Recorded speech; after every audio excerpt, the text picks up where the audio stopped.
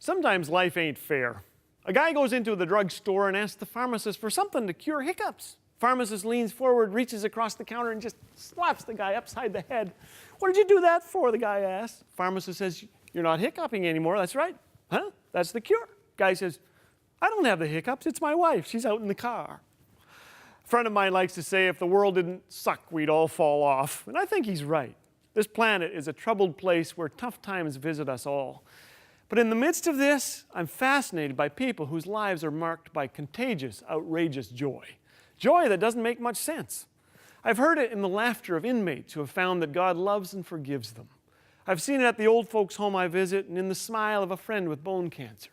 I've watched the peace on the faces of a resilient young couple with Job-like symptoms who are persevering amidst all kinds of tragedy. I've seen them laugh. It's a laughter that circumstances cannot limit. You have people like that in your life, I suspect, don't you? But let me ask you something. If you had to pick out just one characteristic that lies at the heart of a healthy laugh, what would you say? Medication? Think about it. When I was 10, two famous people visited our home. The first was an internationally recognized speaker who was performing nearby. I'm not going to give you his name, but during a roast beef dinner in our house, he groused for a miserable hour about the squeaky bed hotel they had placed him in, how bad the weather was, the fact that his watch had stopped, and he picked at his roast like someone had pulled it from the compost. My wife wasn't alive at the time, or certainly wasn't my wife, but my mother was less than impressed.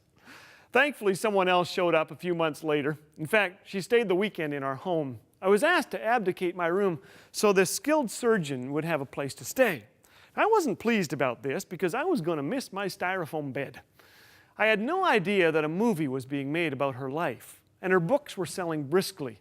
But Dr. Helen Roseveare gratefully gobbled a meager ham sandwich at our table and thanked me repeatedly for her humble accommodations. A 10-year-old kid rarely attends church willingly, but her story so captivated me that I skipped playing football with my friends to hear her speak. Raped twice during the Simba uprising in Africa's Congo, Dr. Roseveare had survived unspeakable horror, yet her words and attitude brought laughter to our home. What she showed me is the key to learning to laugh again: simple gratitude. It's a discipline that should daily replace our desire to grouse and whine. Some of us live in wine country, don't we? Thankful people would rather accept than analyze. They'd rather compliment than criticize. Helen Keller thanked God for her handicaps. Through them, she wrote, "I have found myself, my work, and my God." One of my favorite chapters in the Bible is Psalm 100.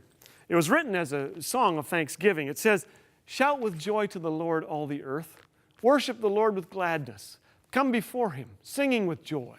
Acknowledge that the Lord is God. He made us. We are his. We are his people, the sheep of his pasture. Enter his gates with thanksgiving. Go into his courts with praise. Give thanks to him and praise his name. For the Lord is good. His unfailing love continues forever, and his faithfulness continues to each generation." Such an attitude can change us today and bring joy to life. Gratitude is money we can print for ourselves and spend without fear of going bankrupt. Like magic, Thanksgiving turns a ham sandwich into an extravagant feast, a Timex into a Rolex, and a small boy into a lifelong fan.